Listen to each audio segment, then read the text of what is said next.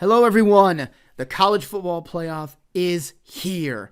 We've got two semifinal matchups for the day. Before we get into that analysis, please be sure to like this video, share it with anyone and everyone you think would enjoy it. Also, please subscribe to my channel and hit the notifications bell so that way you will be alerted to when new videos drop here on my channel. Videos about history, videos about college football, book reviews, anything and everything that I choose to do here. All right, let's get to it. It is the last day of 2021, and the semifinal matchups have been set for a few weeks now. We've got the number 1 and number 4 matchup, the Alabama Crimson Tide versus the Cincinnati Bearcats, and the 2-3 matchup, the Michigan Wolverines versus the Georgia Bulldogs. Let's start with the 1-4 matchup. That is the early matchup. That is at 3:30 today on ESPN. The 2-3 matchup is at 7:30, also on ESPN. For Alabama and Cincinnati, to make a long story short, I think Cincinnati is going to lose this game. I think Alabama is going to win, and I don't think it's going to be that close, if I'm being perfectly honest. Let's get to just the stats and the analytics first. Both teams can put up points. Alabama's averaging 42 points a game this year. Cincinnati's averaging 39 this year. Both teams have good defenses. Alabama's only letting up 20 points a game. Cincinnati's only letting up 16 points a game. Cincinnati has the best pass defense in the nation, only letting up 168 pass yards, which is a good matchup because Alabama's strength this season is their pass game with Heisman Trophy winning quarterback Bryce Young slinging the rock around the field. They are not the same when it comes to rushing. They are not as strong of a running team as they've been in years past. They make their hay on the pass. They put the ball in Bryce Young's hands, and they've put a lot of pressure on the young man to get them out of some games earlier this season, like against Auburn, like against LSU earlier this year. Alabama, however, comes in with a serious injury to record. Their starting wide receiver, their best wide receiver, John Mechie III, is out with a torn ACL that he suffered in the SEC championship game against Georgia a couple of weeks ago. So their top wide receiver, the only wide receiver in their core that has more than 35 catches this season, he racked up, I think it was like 70 or 80 catches for over 1,100 yards and 8 touchdowns this season. That's a lot of production on the offensive side of the ball that's out for this game. That means receivers like Jamison Williams and others are going to have to step up to pick up the slack. Can they do that against a Cincinnati defense that has 2 NFL prospects in the secondary and has a good back 7 that can slow down your receiving core? I think Cincinnati's secondary will slow down Alabama's receivers, but they won't stop them. Cincinnati has a good defense. However, it is based on games against American Athletic Conference opponents for the most part, and a couple of other teams in Indiana and Notre Dame that weren't Alabama quality passing games and that didn't have Alabama quality talent. Alabama has incredible talent and incredible speed in their receiving core. Even without John Mechie, they have incredible speed. Just look what Jamison Williams did to the Georgia Bulldogs in the SEC championship game to attest to that. Cincinnati has not seen speed like that, which is why I said they'll be able to maybe slow them down a bit, but Alabama's receivers, they're going to get theirs in this game. And I don't think they're going to be stopped, and I don't think Bryce Young is going to be stopped. Although Cincinnati is good on the defensive line, they've racked up 37 sacks this season, along with 18 interceptions in the secondary. I think Alabama's offensive line is bigger than they're used to seeing, and they're better than they're used to seeing. And they'll do enough in terms of protecting Bryce Young to let him begin picking apart that Cincinnati defense as the game wears on. Alabama comes in scoring on 92% of their red zone possessions. That's ridiculous. They're letting up 83% of their red zone scores in their own red zone. Cincinnati, meanwhile, comes in only scoring on 79% of their red zone trips, and it's going to be hard for them on offense to get to the red zone. Alabama comes in with one of the best run defenses in the nation, only letting up 83 yards per game.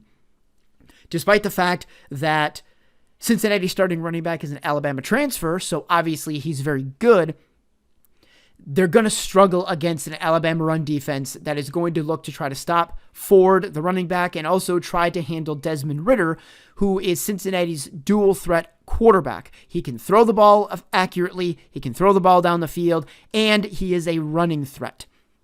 If Cincinnati wants to have a chance in this game, Desmond Ridder is going to have the game of games, and he is going to have to shoulder almost all of the offensive burden. He's going to have to run effectively, giving Alabama's defense something to think about every time Cincinnati hikes the ball. Ford's going to have a good running game. Desmond Ridder is not going to be able to make any mistakes. He's not going to be able to turn the ball over. He can't throw interceptions. He can't fumble. He just is not going to be able to make mistakes against an Alabama team that is good enough on defense and that is going to be bigger, stronger, and faster than what Cincinnati can bring to bear, that they're going to provide them with no margin of error.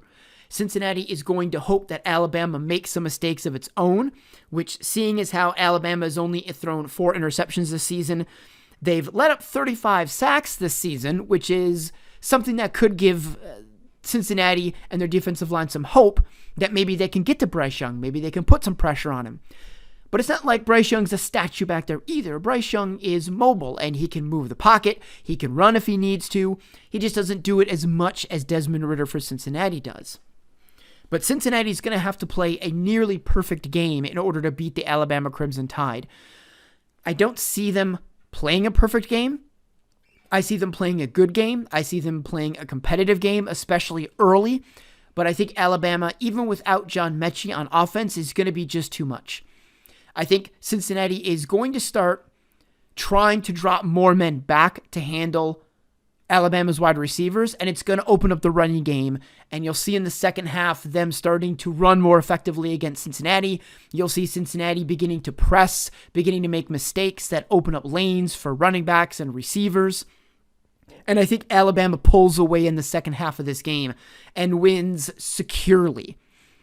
I don't necessarily think it's an absolute beatdown, but I wouldn't be surprised if they end up winning this game by 3 touchdowns.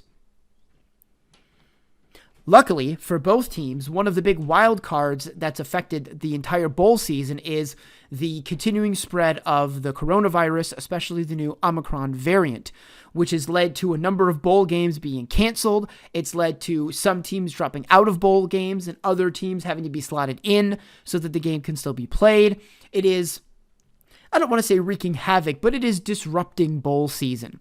Luckily, for both Cincinnati and Alabama, there have been no reported cases of COVID-19, no reported outbreaks among the teams. I read some reports that were published just yesterday that testified to this. Hopefully that is still the case today.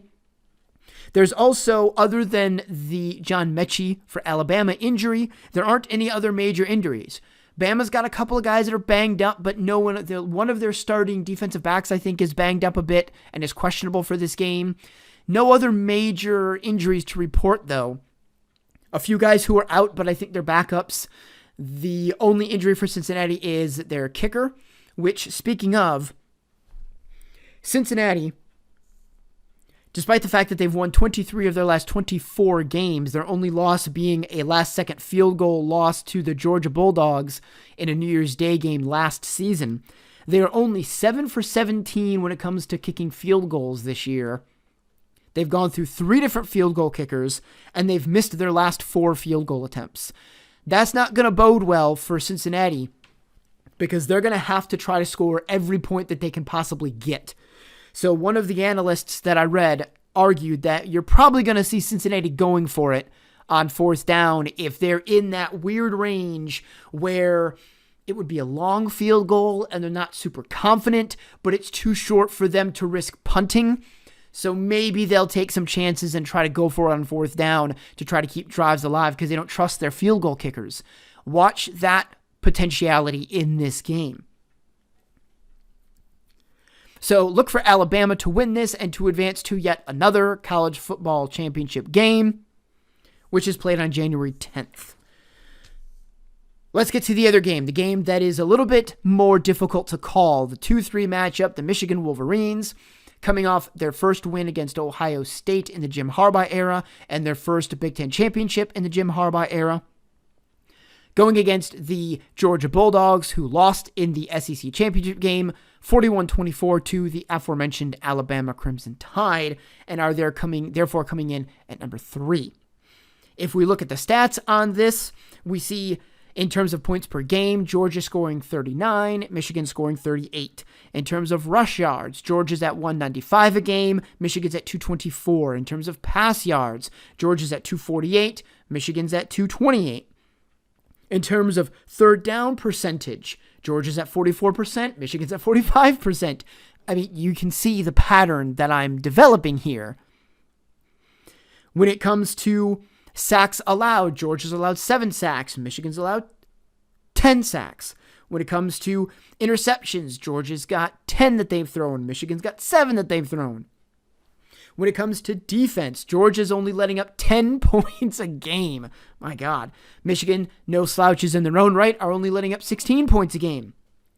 In terms of rush yards, Georgia's got the best run defense in the nation. They're letting up only 82 rushing yards per game. Michigan's at a little bit more at 122.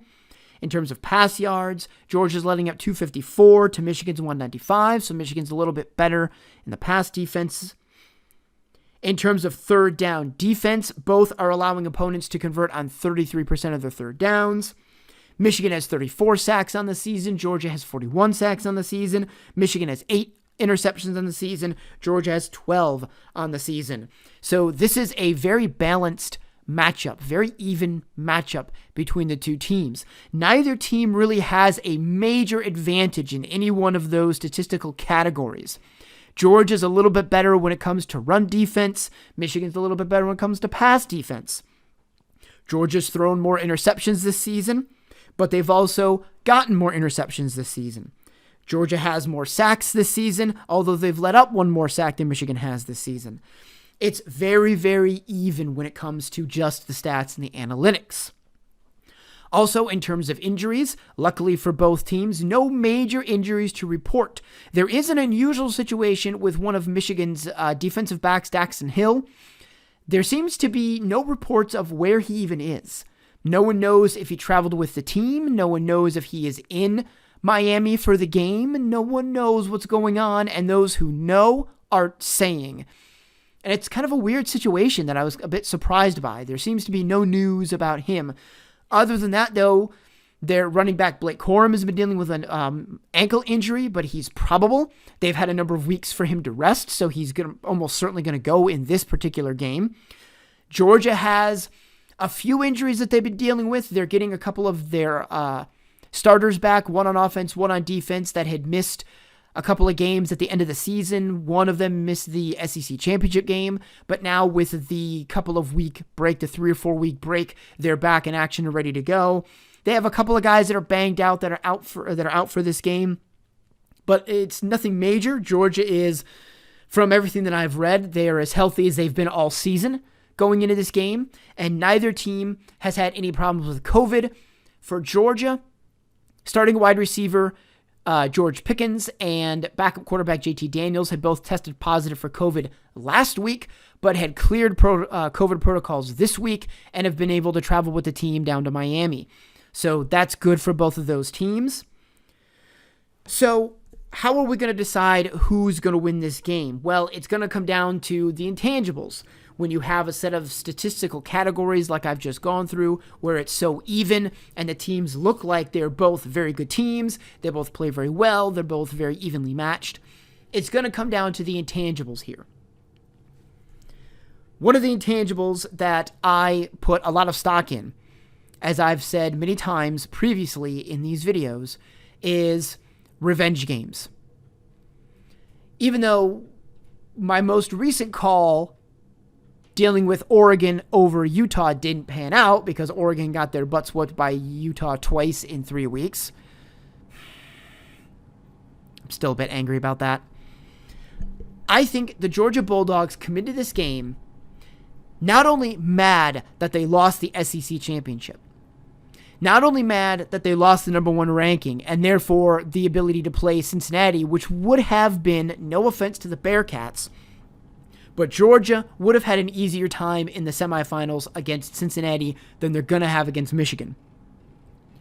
They lost their number 1 ranking. They lost their undefeated season. And they lost to an SEC rival who they have not been able to beat in this run under head coach Kirby Smart, where there's been a resurgent Georgia Bulldogs that are consistently in the SEC title conversation, consistently in the playoff conversation.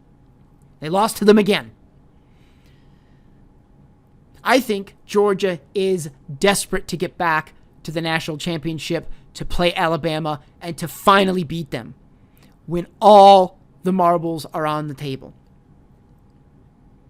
I also think that loss actually has humbled the Bulldogs a bit, because they've been going through this season and they have not struggled that much with a lot of teams.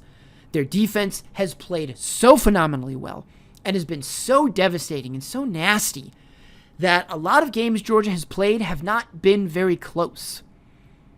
And how many times in sports, both college and pro, have we seen a team that just eases its way through a season, just blowing everybody out, nobody can touch them, and everyone's going, oh my God, this team's such a shoo-in. Then they go up against a scrappy team, a team that's had to struggle, a team that's had to face adversity and overcome that adversity, that no one's given a lot of credit to, that puts pressure on the stellar team, and the stellar team can't handle it because they're not used to it. I think that happened in the SEC championship game against Alabama.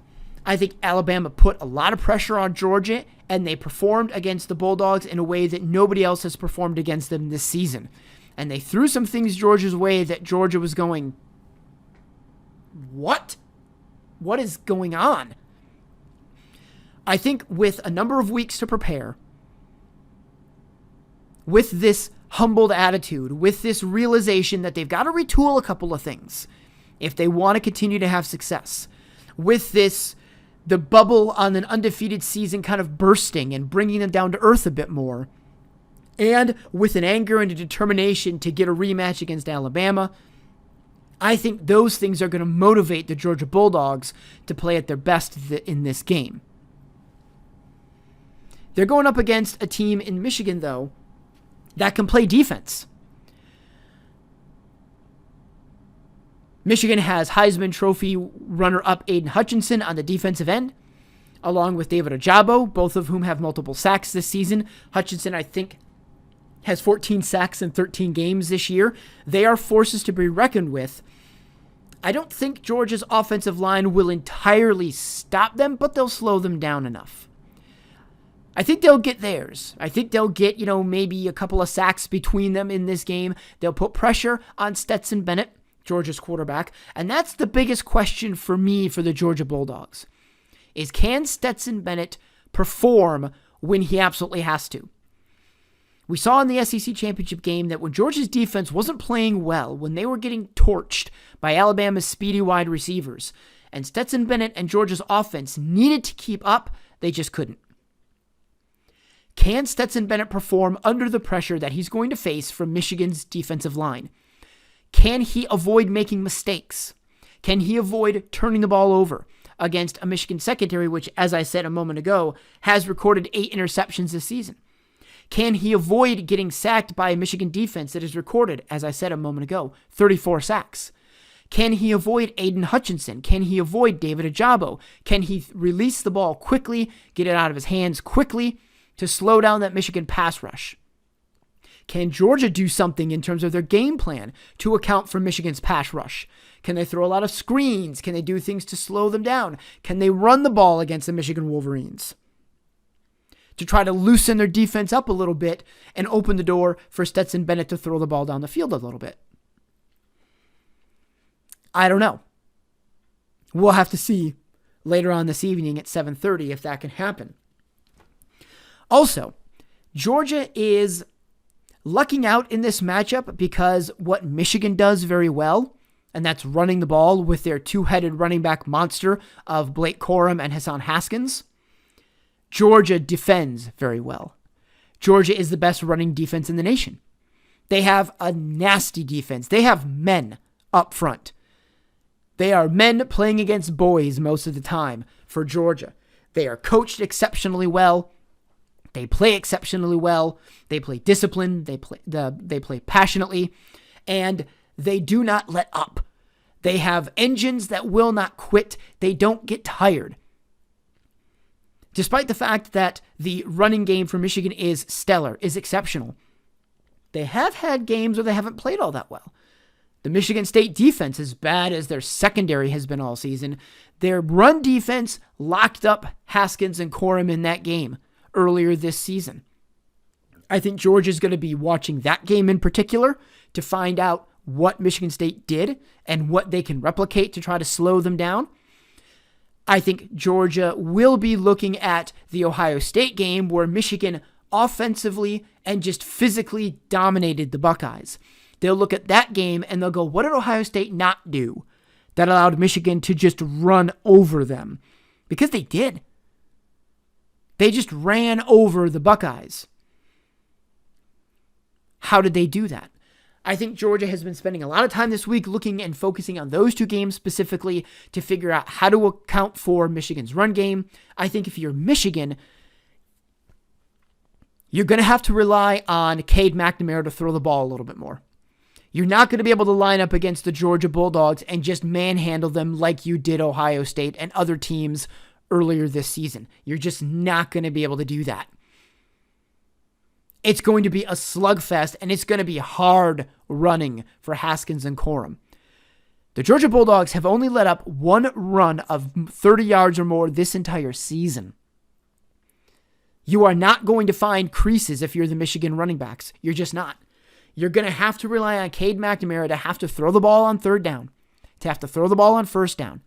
You're going to have to try to find some holes in Georgia's secondary, which Alabama exposed that there are holes that could be had.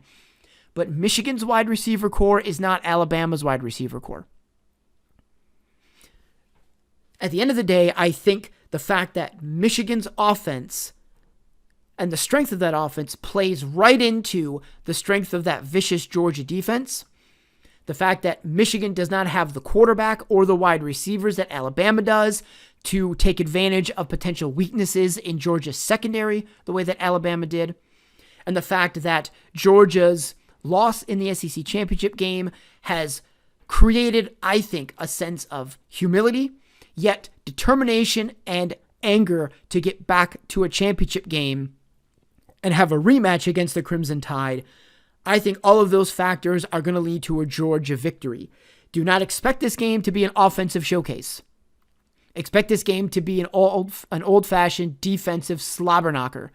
Low scoring, not a lot of drives that are moving down the field very quickly. Lots of running attempts, lots of good defense. If you're a fan of good defense, this is the game that you should be salivating over because you're going to see a lot of good defense in this game. But you're not going to see a lot of offense. You're going to see points being at a premium in this game. Look for this game to be in the low 20s. Maybe even one of the teams will only score in the teens.